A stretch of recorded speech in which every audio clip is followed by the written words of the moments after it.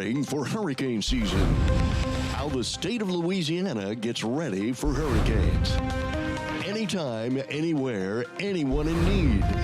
How one organization works to expand access to medicine and healthcare after extreme weather events. This is NTWC Live. Good morning, everybody. Welcome to NTWC Live. It is the 4th day of October. Hooray, hooray. Gotten through the peak of the hurricane season, but that doesn't mean it's over. Bill's going to talk a lot about that a little bit later on. Still a lot going on out there. Glad to have everybody along today for today's edition of NTWC Live. Dr. Andrew Schroeder is with us, and also Casey Tingle with us today. We're going to talk about disaster preparedness and response across the nation. So I think it's going to be a fascinating show once again. We're glad you all are with us. Let's take a moment and thank our sponsors who make these shows a possibility week in and week out. First of all, USAA. USAA has been a proud sponsor of the Storm Science Network and everything we do. The National Tropical Weather Conference on South Padre Island every year. To all of our other science events that we do for adults and kids all over the nation. So thanks to USAA. The South Padre Island Convention and Visitors Bureau. South Padre Island is the home of the National Tropical Weather Conference. We're there every year in April. We'll be there again in April of 2024, the week before the eclipse. So you put it on your calendar, make it a Texas two-step, we'll call it. Come to the Tropical Weather Conference and then head up to the Hill Country and watch the eclipse, all within about a week of each other. So National Tropical Weather Conference live on South Padre Island in April of 2024, and South Padre Island is the proud sponsor of that. The Weather Company, of course, they supply graphic systems for television stations all over the nation. We appreciate what they do for us. And Weather Boy, my gosh, they've come into NTWC, and every year in April they do scholarships for college students from around the nation. National Tropical Weather Conference on South Padre Island to expose them to all the great meteorology and meteorologists that are part of what happens with the National Tropical Weather Conference. So thanks to all our sponsors for making this a possibility. All right, without further ado, let's get over to the former director of the National Hurricane Center, Mr. Bill Reed. Good morning, Bill. How are things in Southeast Texas today? Hi, Tim. Yeah, they're great. I had a 1.46 inches of rain. That's my fourth measurable rain since June 1st. Wow. And we had a pretty big rain at the about 4 weeks ago, and it was just about getting to the point of drying out again. So the places just to the southwest of Houston, a place called near Sweeney and Angleton had near 10 inches of rain. It was tropical, like the point got up to 80 yesterday afternoon. So yeah, nice. Looking good.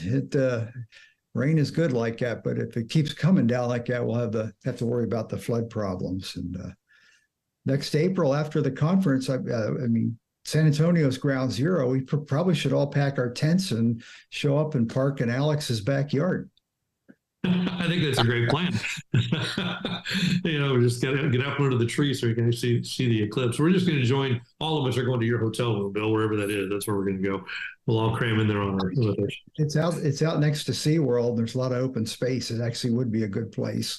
Nice. Plus, for Hyatt people would like 100 of us showing up there, but we'll see. I think that's fair. That's fair. So, yeah. Well, good. Glad you got some rain. What do we have in the show today? Okay, it's a busy show and a fascinating pair of guests today. I'm going to start with Dr. Andrew Schroeder, I think it is, I'm sorry, and Vice President of Research and Analysis with the Direct Relief Organization. He'll be talking a lot about what the organization does. Andrew has a PhD in Social and Cultural Analysis from New York University, Masters of Public Policy and Certification in Science, Technology, and Public Policy from the Gerald R. Ford School of Public Policy at the University of Michigan. And he happens to be coming to us from Michigan this morning. Welcome to our show, Andrew. Thanks, Bill. Good to be here. Yeah. I didn't know much about your organization when we lined you up to speak, and I have a feeling many of our viewers are in the same boat. How about if you give us a quick rundown on what Direct Relief is and what it is you do for them? Thanks. Well, Direct Relief is a nonprofit organization headquartered in Santa Barbara. It's been around since 1948. We work globally, as well as across all 50 states and U.S. territories. And the principal focus of the organization is in humanitarian medical supply chain. So we connect institutions that treat the most vulnerable, and we make sure that we connect them with access to essential medicines, medical supplies, often funding, and ways to improve the care and treatment of people that are in high medical need. And we do that regularly, so that's an ongoing basis. And also, it's a disaster response sort of operation, in the sense that often people that are highly vulnerable also live in areas that are highly affected by disaster. Yeah, that's exactly right. So run me through I'll run you through a little scenario, and maybe you can tell us how you would get connected up with it. Last year, Hurricane Ian made landfall in the Fort Myers area. That was particularly destructive down there. How do you assess what it is you are going to do to help out, and who do you coordinate with in Florida to pull it off? Sure. So the principal network for Direct Relief is a network of sort of free and charitable clinics and community health centers. They're institutions that provide access to medical care for people that are low income or lack insurance, that often that's their principal medical home. So the first thing we're doing is assessing the medical vulnerability of the community. So we look at people that are likely to fall into medical crisis if they're disconnected from medications for any length of time, people that are older than 65, 70, that have chronic illness, that might need constant access to things like insulin or asthma inhalers. We cross-reference that with the patient loads at free and charitable clinics and community health centers. We talk to the public health department to assess the need. We look principally at ways that we can assess where the landfall is going to affect those people and the infrastructure.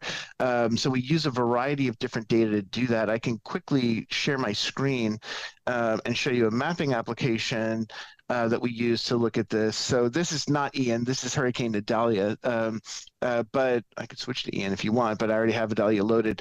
But just as an example, so looking at in here, the dynamics of the storm, in this case that hit the northwestern side of Florida, looking at census data on where you see high vulnerability. This is looking at the population over 65.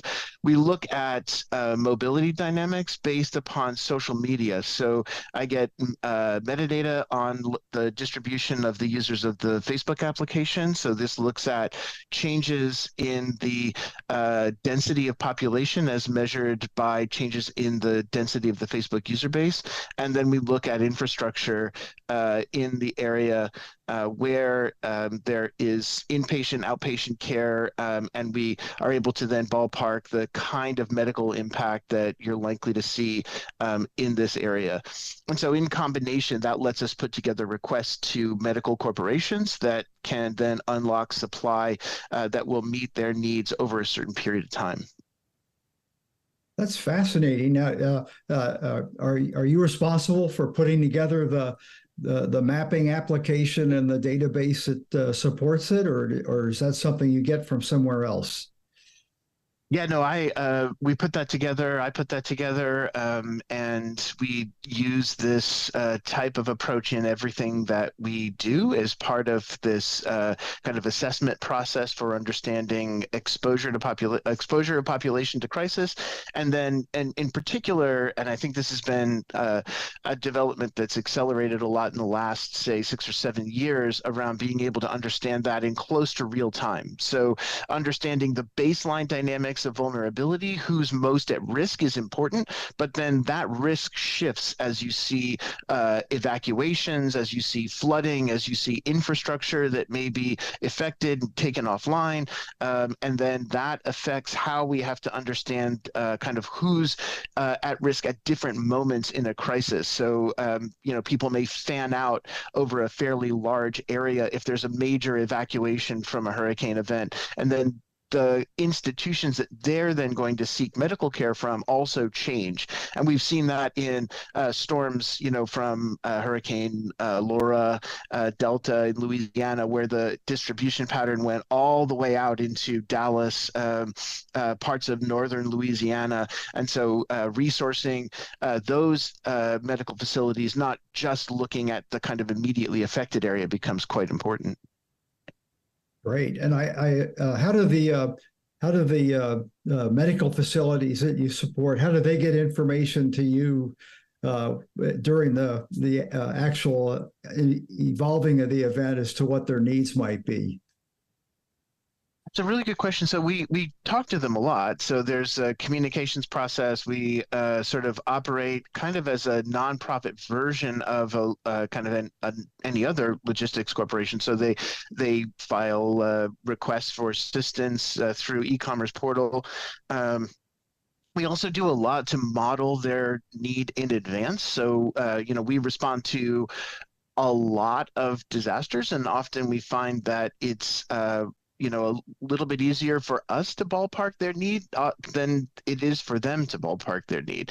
If you're sort of in the middle of a very chaotic situation, you can assess a certain portion of how you're affected, but you may not necessarily have all the peripheral vision you need to know how that's going to change over the coming days and weeks. And so we put that into modeling frameworks to understand where their demand for medicines and their demand for certain kinds of supplies is going to shift as the event shifts. And then we maintain just really strong dialogue with partners to double check that and make sure we always have human in the loop on understanding the evolution of their needs. So it's kind of both of those things. And we use the modeling to also help them inform their own requests. Yeah, it's kind of I imagine for the folks that are in the impacted area, once the impacts start being felt, it's that equivalent to the phrase fog of war going on, of trying to figure out what's going on. Yeah, I think that's really right. I mean, there's just so many different factors that can come into play in terms of where people go into medical crisis. Often we find that, the intuitive understanding is that you're going to be impacted by, say, storm surge and people will have injuries and trauma. But as we look, across the landscape of hurricane impacts, we find that the real sort of mortality and morbidity associated with the events is in the long tail. It's in people that are disconnected from access to health services, disconnected from medicines. Someone who's a diabetic that might be able to maintain well, on a normal circumstance, but you take them off of their medications for a few days and suddenly they can go into medical crisis. And so making sure that we're able to anticipate that as much as possible and correct for those acute shortages often is what helps people stay outside of medical crisis during the course of these events. That is great. We recently there was a research article that a bunch of us were chewing on and going over about the increased the long-term affects old people like me the most, apparently. So now my plan is to get the heck out of here if we get whacked by a hurricane. But having a group like yours that has actually experienced that as a verification of the research done there is very important. I think we're historically we've seriously underestimated what the aftermath impact on people is.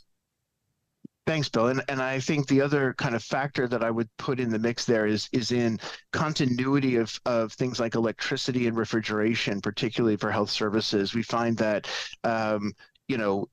especially as the healthcare industry evolves, healthcare per se is dependent upon power. It's not only at the level of the healthcare clinic, but often for individuals who are, using medical devices that range from breathing devices to insulin pumps to diagnostic services. That access to power is at the front of our thinking now around making sure that we're able to make institutions and individuals and communities more able to weather these kinds of crises. So that also sort of is at the center of what you mentioned in terms of this long-term mortality and morbidity question, where that can often be driven simply by system disruption that can last a long time. Hurricane Maria in Puerto Rico being the key example, where the outage went on for 8 to 9 months, and where really that was what drove the lion's share of medical disruption and mortality and morbidity in Puerto Rico. So that's increasingly the case. That's tough. Do you help in any way of getting the organizations? I can't imagine it'd be as broad as your scope is, it'd be even harder for individuals. But as far as like getting generators or other sorts of backup energy sources for them? Yeah, we do actually. Often there's a need for temporary generation so that we can move quickly. That's happened in a number of cases. We have a long-term program called Power for Health, which is focused on installing solar and battery capacity at the facility level. So we've done over a dozen of those across Puerto Rico. There's dozens of other sites across the United States where we're focusing on making sure that primary healthcare institutions can operate in at least their critical loads, like refrigerators, like electronic medical records, like keeping the basic lights on, regardless of what happens to the grid. And that's something that is just a huge national issue at this point. I think we're only beginning to kind of become aware of the scope of this kind of problem of sort of in building disaster resilience, decarbonizing the healthcare system, making sure that people in high-risk communities have continuous access to infrastructure. But that's something that is a focus of what we are doing, and I think that is increasingly a focus of a lot of other institutions as well. So, yeah, actually, I'm familiar with a remote clinic in northern New Mexico that is installed a solar system with the battery capacity so that if the regular power goes out, they will have power to the clinic. And I think an intriguing thing they do is that they've identified it's rural enough, they have the numbers that they can manage, is they go out and bring in the most vulnerable people when the power is lost, because they know it's financially not a doable thing to generate at this point a backup generator at everyone's house. Yeah, it's a really good point too. I mean, we've that's been a high demand for from primary healthcare institutions across the country, is to have mobile healthcare, so that when you have an event where people may not be able to get to the healthcare facility, that you can adapt the care landscape to their needs. And that, could be moving the clinic to a location that's actually more accessible. Also, the mobile clinic itself operates as a kind of off-grid facility so that you can, operate with generator power through the mobile clinic. So there's a number of different solutions that I think are appropriate to thinking about how we adapt to the kinds of systems disruptions that happen during hurricanes. But again, the bottom line on that is to really think about the event itself as a kind of systems disruption event, and then to think about the way that affects the most vulnerable people that kind of live within that system and depend upon basic services for making sure that they're not in crisis. Yes, interesting. As far as getting the materials and whatnot that you're going to supply in a major event like an Idalia, do you partner with transportation companies, or do you have funding that you pay them with as the time goes on? Yeah, so our core logistics partner in the United States is FedEx. Their Direct Relief is one of the principal nonprofit partners of FedEx. We have access to the use of shipping services, just as for free, just as any other customer. And that's often through FedEx's generosity increased at times of intense crisis where there might be a need to really expand logistics capacity in a certain circumstance. They have the ability to move very fast. There's no need to reinvent systems that they've already actually developed really effectively.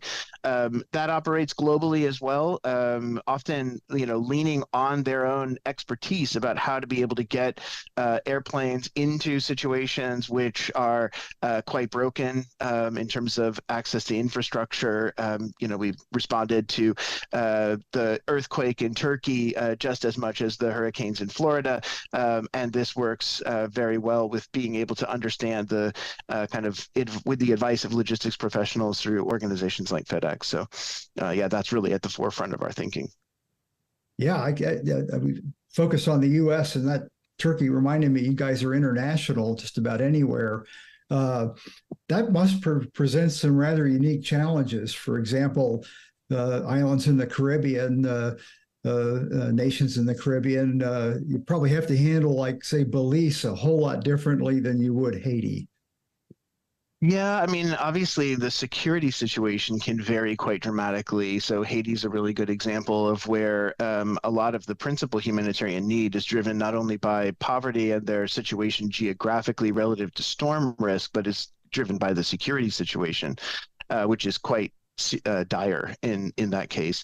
Often I find it's quite similar process, though, to understand kind of international context. I mean, similarly, understanding the scope of population vulnerability, understanding their infrastructure dynamics. We actually get global data on population mobility dynamics that through platforms that have global scope on that. So a lot of the same analysis can be done just as effectively internationally as it can in the United States. You do have to vary the disease profile. So, often you find in a population that may be younger or might have more of a tropical disease burden that you're responding to a different set of risks, might have more sort of waterborne illness concerns. Cholera in Haiti, for instance, was a significant issue post-storm. And those are the signs of where you have a more severe systems breakdown in those cases because they're starting from a lower baseline in terms of functional systems. But the core set of concepts is actually quite similar in terms of how you approach thinking about it. Interesting. I assume you, as far as all the protocols and stuff dealing with the various changes in government from different places, that's all done well beforehand. You're always working on trying to have that access that they know you're there and the agreement on how to do it. Yeah, I mean, that's difficult under any circumstance to keep adapting to changing political circumstances. I will say that our main emphasis on that is to work with trusted local partners. So, we can work with institutions that are in the country or in the community, in the case of, say, Florida or Louisiana or Texas, for the long term. This is the real merit in many ways of the community health center network in the United States, is that they are the trusted medical hub for people that are in low income, high vulnerability circumstances. So you can maintain dialogue with them really effectively. They know the people in the community. Often they're governed even on their board of directors by people within the community. And that trust is absolutely essential in a crisis where people are, as you mentioned, in the fog of war. They're trying to understand the impact of a disaster on themselves, their family, and their neighbors, and they need people that they already know that they can rely upon. In a global context, that's almost more important, where you have institutions that maybe divided according to where they are in the country, who governs different parts of the country. We're responding to the crisis in Morocco, the earthquake and the flooding, the catastrophic flooding in Libya, where there are significant internal differences in the country that depend, you have to be very cognizant of in terms of who you're working with and how you can best connect with local actors to support, rather than trying to just rely on bringing international people and institutions into those circumstances. And as you think about long-term sustainability, obviously that's key. Amazing. But hogging the questions there, Tim, what you got? A couple of things coming in. One, you do a lot of preparation to be ready to respond. What percentage of your work is preparation before the unknown disaster, and then how much of it is response following a disaster? Thanks. That's a really good question, because I think preparation often gets short shrift. It's less media attention devoted to it.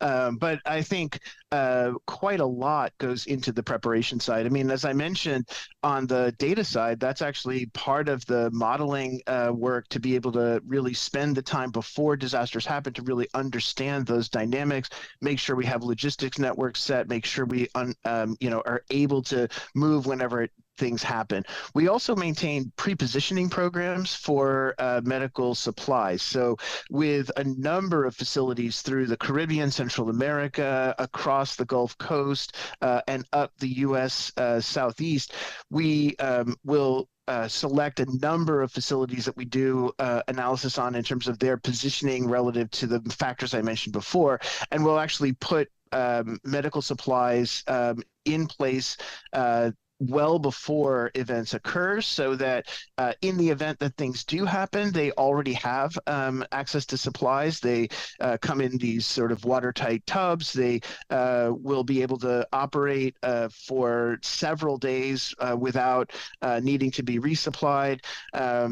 They are really, we worked with a number of medical professionals to really hone the lists of what are in those, so that we can address what I mentioned earlier in terms of the chronic disease burden, in terms of other sort of key disease burdens that would happen during a crisis. And then in the event that nothing happens and they don't actually need to use that just goes back into their regular supply during the course of their post-hurricane season care. So I think kind of both of those elements of preparedness are really essential, and they take up a lot of our focus before disasters happen. That's really interesting, because so much of the work has to be done ahead of time. So that's really, really interesting. You mentioned FedEx as one example of partners that you work with regularly. Are there others that you just know you're going to work with almost wherever you are in the country or in the world? Yeah, so, well, our main corporate partners, and I should note that Direct Relief is an entirely privately financed organization, so we don't actually receive U.S. federal government support. Our primary corporate partners are actually the healthcare industry. So we work with Teva, Pfizer, Abbott, AbbVie, a number of the largest healthcare institutions in the world who make a lot of the medications, whether that's branded or generic medications, or 3M that makes personal protective equipment, which was essential during the pandemic, and other things like this, so that they are plugged in to an effective humanitarian supply chain whenever that's needed. So we really rely upon their support.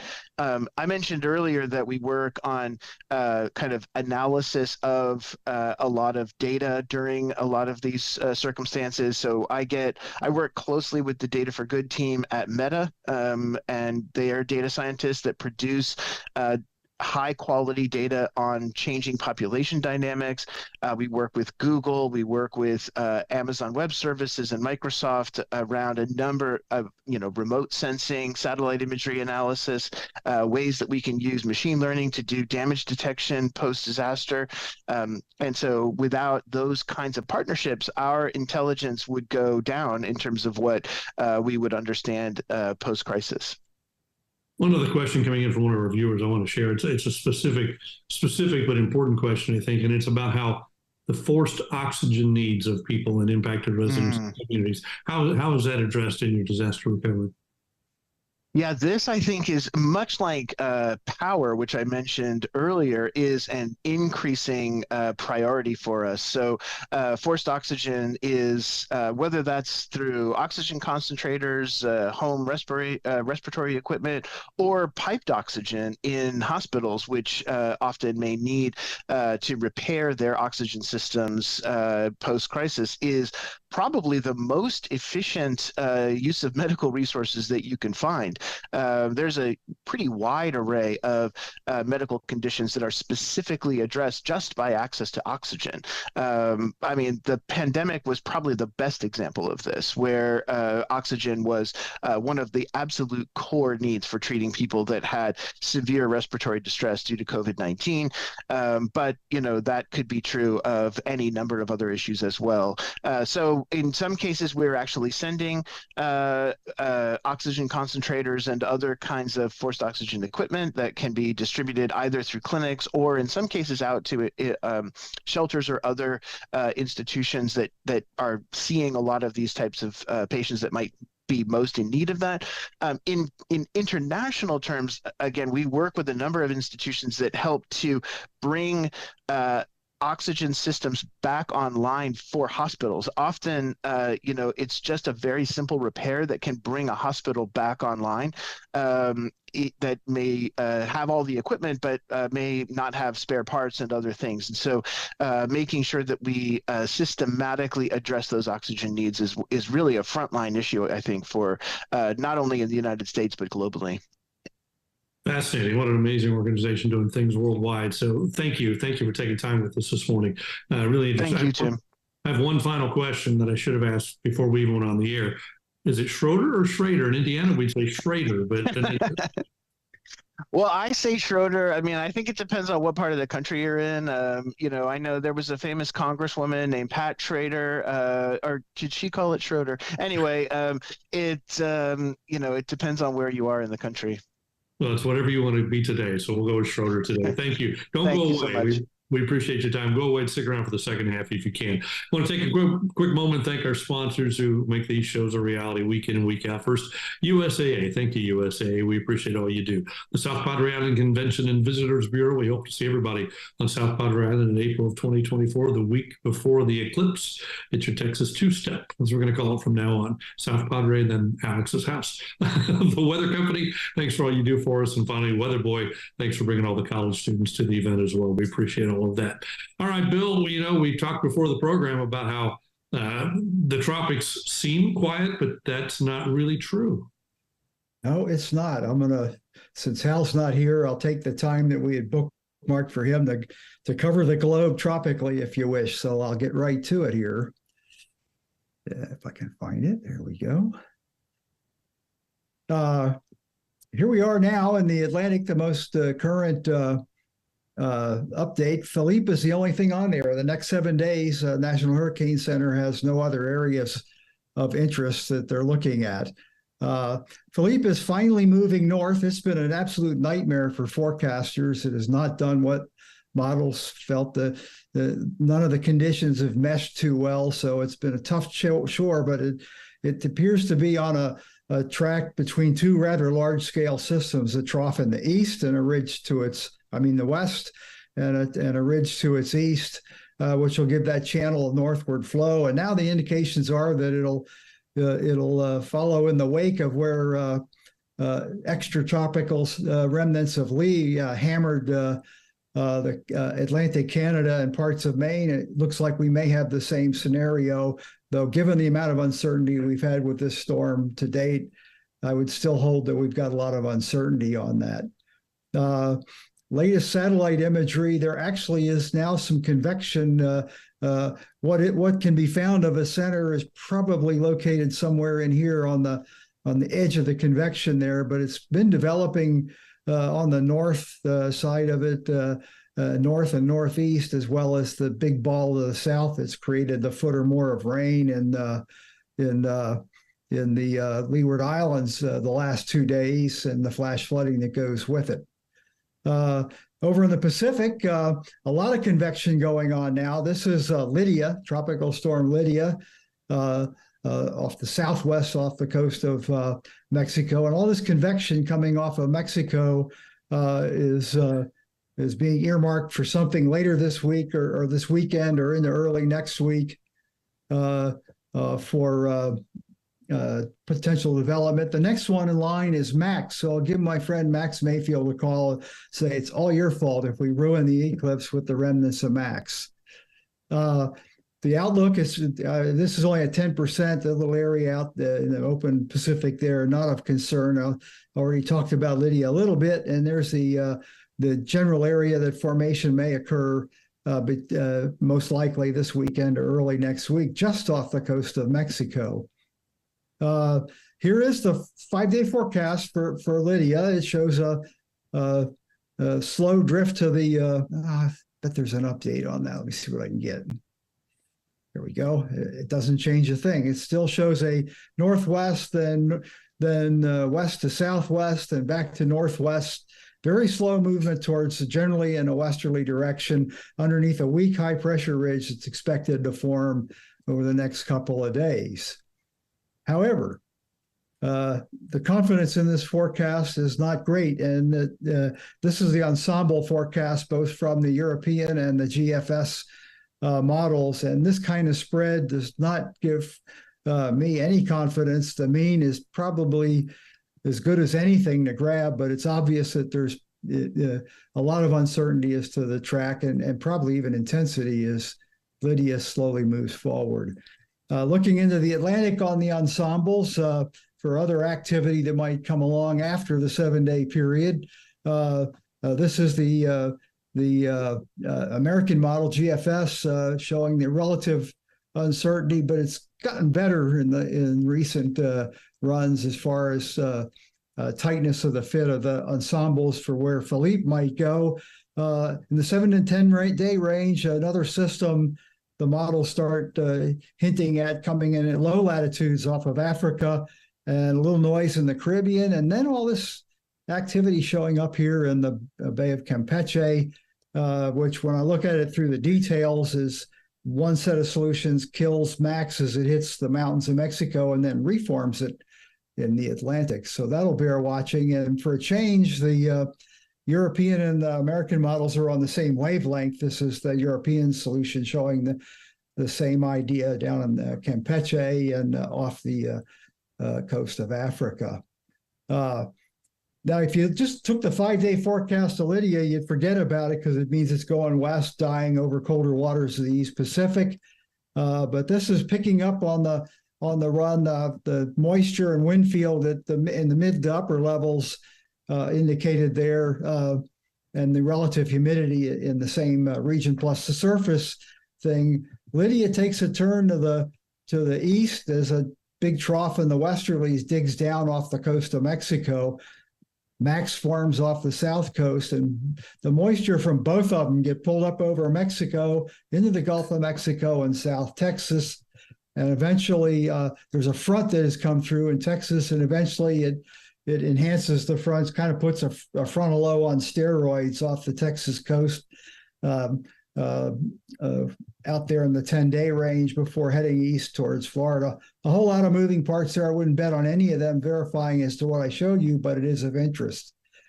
And if that wasn't enough, we've got a big typhoon getting ready to hit the southern tip of Taiwan. It just went over this island out here east of Taiwan, and I think I had some reports. So let me look real quick here. Yes, this little island that you can see in the loop there, where my cursor is the island of Lanyu. It took a direct hit. The high school weather station in Lanyu had a gust of 151 knots, and the official weather station that's at an elevation of 325 meters over the town had a gust of 180 knots. The sustained forecast carries it as 120 knot high-end Category 4 heading towards landfall now on the southern tip. Here's the radar imagery. They have the same radar systems in Taiwan that we use here, the WSR-88Ds, and you can see the large eye as it approaches there. And There's the forecast that shows it's going straight west, weakening quite a bit as before it approaches mainland of China on there. And our good friend Josh Morgerman has an amazing talent for finding landfalling hurricanes. He flew over there yesterday, and he's sitting in a place called Zhuhai Village, remarking about the great red sky at sunset. Well, red at night is sailor's delight. I don't think so, at least in this case. And this is where he is, and this is Google shows the storm, but it's out of date from this image there. But he's in exactly the right position to perhaps get right in the eye, or at the very least have a powerful northern eye wall experience. And now I already know what his talk will be about when we get to South Padre next year.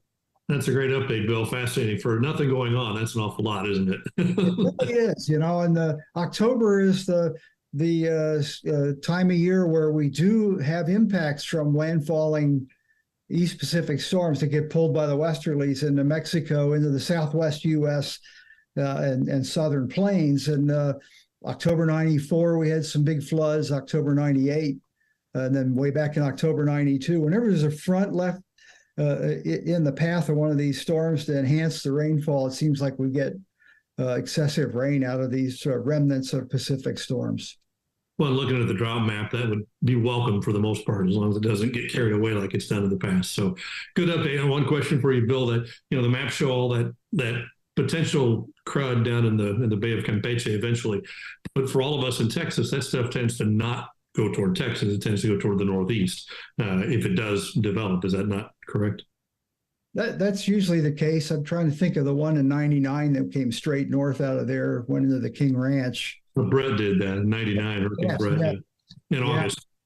Yeah, that was an August thing. This time of year, they get trapped down there. Lixion Avila, retired hurricane specialist, always referred to the Bay of Campeche as the rat hole. These things get stuck in the rat hole.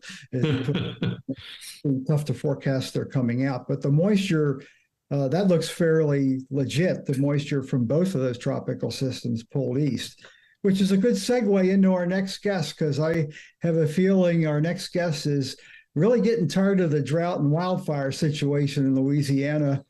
And it probably is true for Louisiana, like Texas, a phrase we often use, all droughts end with a flood. So Casey Tingle is coming on with us now. He is the director of the Governor's Office of Homeland Security, Emergency Preparedness, which is the acronym, which is a lot easier to remember, of GOSEP, and is responsible, obviously, for directing all aspects of the emergency response and preparedness, which is a big job. And the last few years, the hurricane threat has been the real deal for him. And now it's a wildfire and drought that has become a problem. It's even affecting what the water supply in New Orleans is going to be. So, Casey, welcome to our show. Thank you for the opportunity to be here. I greatly appreciate it. Okay. Well, why don't you describe for us how things are looking after all these big hurricanes? Are things returning kind of to normal for you in that, or have they dictated a lot of big changes in the emergency management world? Yeah, I think when you touched on it earlier, when you think about disaster recovery from particularly these large events, we had Hurricane Laura and Delta in 2020 and Hurricane Ida in 2021, really one impacting the southwest part of the state, the next year the southeast part of the state. So both of those coastal areas for our state being impacted. That recovery process is so long and it has so many different moving parts in terms of governmental programs and the work of nonprofits and our private sector partners. So it is certainly remaining active in terms of recovery activities going on. And as we have been messaging for this hurricane season, quite a bit of that infrastructure still remains in a vulnerable state. And so that influences and changes how we prepare, timelines for preparation, and potentially all the way down to, does the family stay or do they evacuate? Because we've got a number of homes that still have a blue roof on them with tarps and things like that. We've got hospitals that still have decreased capacity because they've got repairs and things like that going on. And so it does remain somewhat fragile. I think the quality that we enjoy most in Louisiana, though, is the resiliency of the people. So their commitment to recover, their commitment to their communities, and helping their neighbors, all of that remains very strong. And then the partnerships that we utilize in emergency management with our local partners, our nonprofit partners, private sector, all of those coming together in Louisiana. We do it so often that those are well-versed engagements and friends working with friends in terms of what we do every day. And so those partnerships are critical, and that partnership all the way down to the family, right? So the family doing what they can to be prepared and working with their neighbors and other family members. Everybody's got a part to play in this. And, and I'm happy to report that in Louisiana, that work continues. Yeah, I'm more familiar with Southwest Louisiana, having worked in our Houston office all those years and been their backup and whatnot. And I've always been impressed with, they don't forget the lessons learned from these events. A lot of times decades go by and the past storms become somebody else's memory, not theirs. But you say the word Audrey and everybody's eyes roll open big time down there. And then I think that helped when we had a storm like Laura, which was actually stronger than Audrey come in there. On the some of our previous shows, we've had some interesting discussions on evacuation and the challenges thereof. And it's been a while since I've looked at the timelines you have there. What I know it's different everywhere, but what are the timelines for New Orleans to successfully evacuate in your plans? Yeah, so I'd have to get back to you specifically on New Orleans, but when you look at Southeast Louisiana in particular, it is a phased evacuation. So the ability to evacuate those coastal communities, some of which have to travel through New Orleans or through areas, adjacent to New Orleans, that it is really about the sequencing of the evacuation that is most important. The number of bridges that we have to cross, for a lot of those communities, the fact that there aren't a lot of direct routes. So it is a delicate dance. And then you think about the problem of storm surge and evacuating because of storm surge. And then you look at the performance of the hurricane risk reduction system that was, constructed after Hurricane Katrina in 2005. And you look at its performance in recent events. And so there's a lot of discussions going on in Louisiana about evacuations and the changing, the fact that we need to keep up with the times, because the recent storms have all been very rapidly intensifying, very close to the coastline.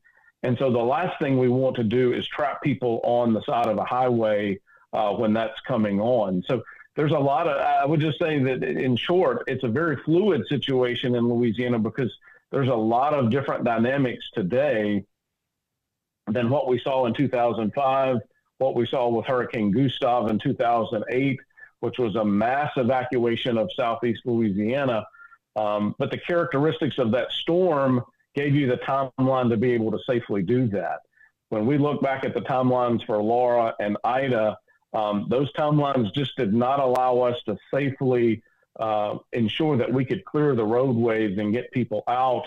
And when you look at Hurricane Michael in Florida and some of the other storms of recent note, that rapid intensification very close to the coastline did a lot to scramble our existing evacuation planning. And now working with our locals to really focus on vulnerable populations. Dr. Schroeder was talking about it earlier, and I would echo those comments. We've typically looked at storm surge as the thing to evacuate from, but recent events in Louisiana indicate that if you can't go a day or so without electricity or potentially water, then you need to be considering evacuating your family, regardless of whether we call for a mass evacuation, and really trying to fine-tune that message that it's more about the characteristics of the family and of the community than it is maybe even necessarily the characteristics of the storm. So before, a lot of this would be based upon, well, is it a Cat 3? Is it a Cat 4? And now the messaging is more around what vulnerabilities do you have? And if you can't go a couple of days without electricity, then you need to safely evacuate well in advance of the storm to a place that you can maintain that capability, because that storm will be different for you than it will be for your neighbor. Yeah, I've always worried a bit about this kind of a flip a switch. If it's a Cat 1 or 2, you don't evacuate. If Cat 3, you do. Lots of power goes out with a Cat 1 or a Cat 2 hurricane. And just like you said, the vulnerable population where electricity is a lifeline for them and not just a good thing about society, then so it has to be a challenge to try to identify all those, and because a lot of them probably are also economically challenged as far as evacuation. Is that still primarily a local jurisdiction responsibility to take care of getting the people that otherwise don't have transportation out of harm's way? It's truly a partnership. So it's their local decision making on when to call for those evacuations, but the state has robust support for them in terms of bus and other transportation assets. So for all of our coastal parishes, they all have a plan to set up pickup points and to be able to provide evacuation transportation if that's what the family needs. And so that can be utilizing their own existing transportation. It can use school buses. We bring in and contract with coach bus companies and para type buses so that we've got those capabilities all well in hand. And then most of them partner with their peers in the northern part of our state so that we call it point to point in terms of where the sheltering actually occurs. And so it's really a team effort. The locals certainly have a big part to play there, and their volunteer groups and others that help support that operation on the ground. And then we bring in the assets to help ensure that plan can be done. And if you look at Hurricane Laura, we evacuated a lot of Calcasieu Parish, where the city of Lake Charles is. And we ran buses up until the very last minute when it was, we're monitoring tropical storm force winds to ensure that we keep the buses safe. But we operated that in concert with our local partners. And that's where these partnerships and emergency management really come into play, and things like that. And, I work closely with the National Emergency Management Association. And those partnerships extend from state to state. And so we've got the ability to utilize resources from other states. We regularly do that in Louisiana, both requesting other states to help us, and then we provide that help to other states as we can. And when you look at something like Hurricane Harvey in 2017, there were portions of Southeast Texas that it was easier for us to be able to go access where those communities needed some search and rescue than it was from Texas being able to come in from the west. And so we sheltered a large number of evacuees from Hurricane Harvey and provided the buses and everything to move them along. And that just speaks to states helping states. And, I'm proud to have played a part in that, and certainly thankful for all the help that other states have given to us over the years. Yeah, that's one of the great things about your profession is the teamwork that goes on in getting these jobs done, because it's just it almost always is too complicated for any one unit to handle. It's just the way it is. a lot of people, I found when I was at the Hurricane Center, a lot of people on the East Coast were adamant about only evacuating a short distance. And I says, it doesn't work that way in a place like Louisiana, where the storm surge flooding goes as much as 30 miles inland through the communities. That would be perhaps the best place to do that. I'd like it for evacuation, a shelter of last resort. Have you been able to identify enough facilities that would be viable for the inevitable number of people that don't leave? Yeah, I don't know that we ever feel comfortable that we've got it all. That's just part of the nature of this, is you're always kind of dealing with contingencies and what ifs. I think all parishes kind of have a good starting point. And between that and good messaging to the public for everybody that can evacuate, to be able to do that, I feel that it's probably good enough, but it's an area that we always can continue to work in. And we want to be careful in the messaging of that so that we have those plans in place, but we don't communicate them in such a way that it causes people to just wait until the very last minute. And so there's a delicate messaging piece there too, where the more that people can do to be prepared and have their own plan, the less we'll have to utilize some of those last minute options. But we certainly work with our parishes in Louisiana, counties, everywhere else, to work on what those plans are. And then, what we saw after Hurricane Ida, for example, in 2021, is the long-term power outage. So you're talking about a power outage for the city of New Orleans that was 5 to 7 days for most places, and then a couple of weeks in coastal Louisiana. That's a really long time to be without power. And so it stressed, sheltering operations that went for several weeks, because we were seeing families that could make it work for 3 to 4 days, but after that, then they needed that help. And so it was a long-term sheltering and working those partnerships, not just a pre-storm evacuation. We were having people evacuate post-storm because of those conditions. And usually you've got some bright sunshine after a storm goes through, and the temperature is up and the weather is clear. But if you don't have power and water, that certainly can lead to some difficult circumstances. And I think what it's shown us in Louisiana is the majority of our fatalities, the majority of our serious injuries are all happening after the event. So they're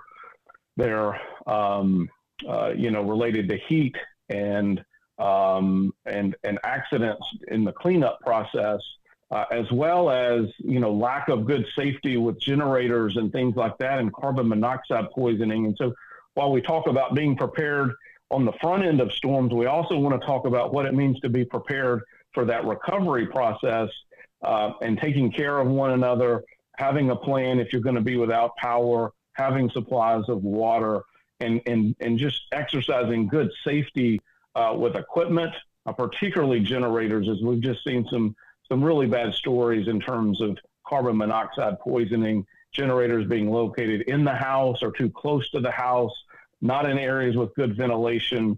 And so we've got more personal generators in the state of Louisiana probably than we've ever had because of these recent events.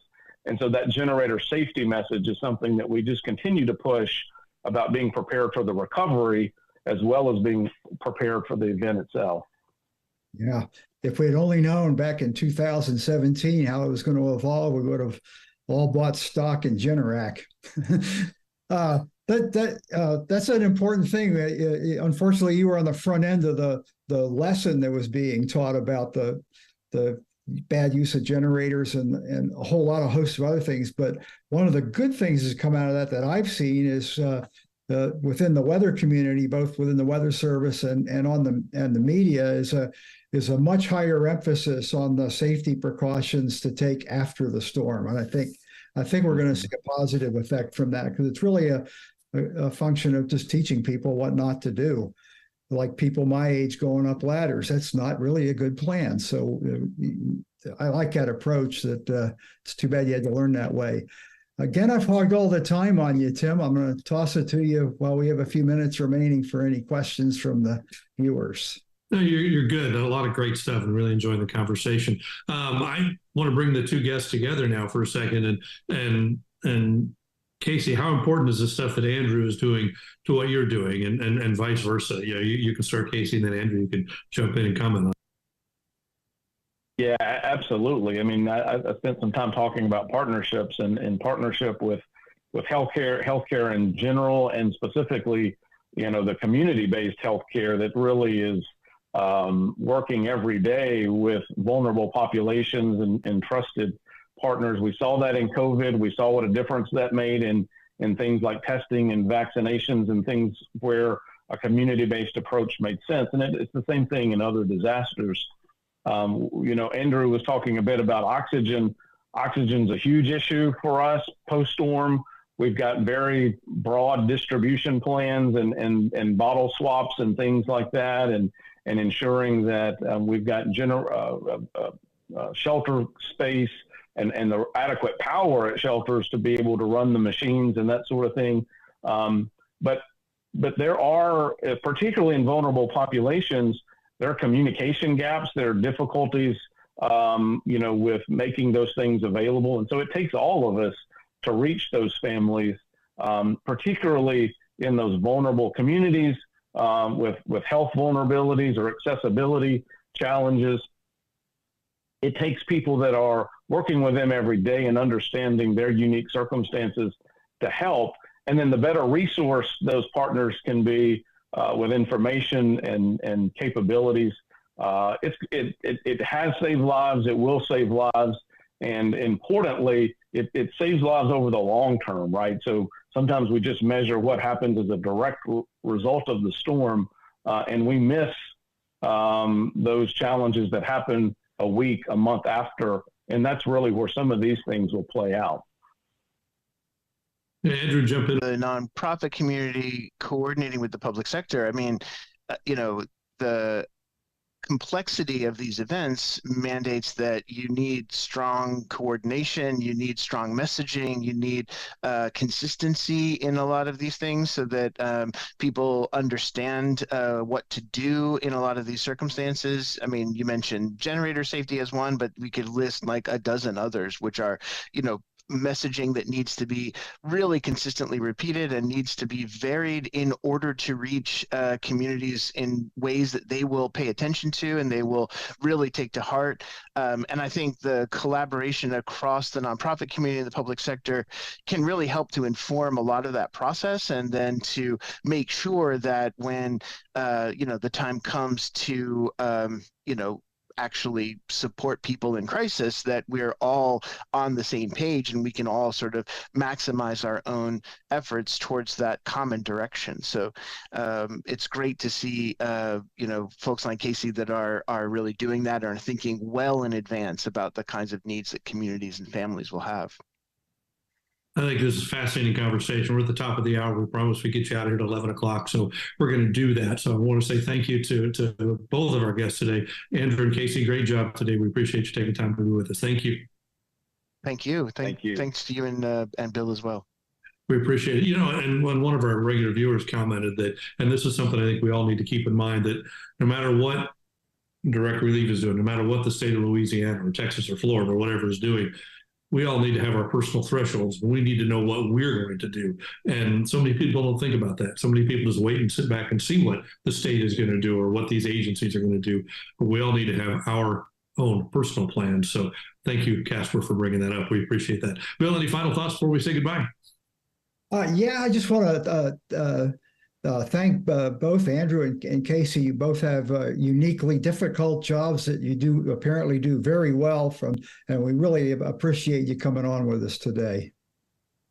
All right, thank you, everybody. We appreciate it. That's today's program. I want to thank our sponsors who are part of the program week in and week out. USAA, the South Padre Island Convention and Visitors Bureau, the Weather Company, and Weatherboy all make these events a reality. Next week, we're going to talk about Hurricane Michael, and I have a feeling we may get an update on the system affecting Taiwan because our guests, our hurricane man, Josh Morganman, who's in Taiwan right now, and Alan Strum, the chief meteorologist at WEAR. They're going to talk about Hurricane Michael and probably a little bit about the current situation that's going on today. Thank you all for being with us. We'll see you next week at the same time on NTWC Live. Take care. We hope you enjoyed this episode of NTWC Live Hurricane Center podcast. If you did, head over to Apple Podcasts and leave us a 5-star review. And join us next week. This is NTWC Live.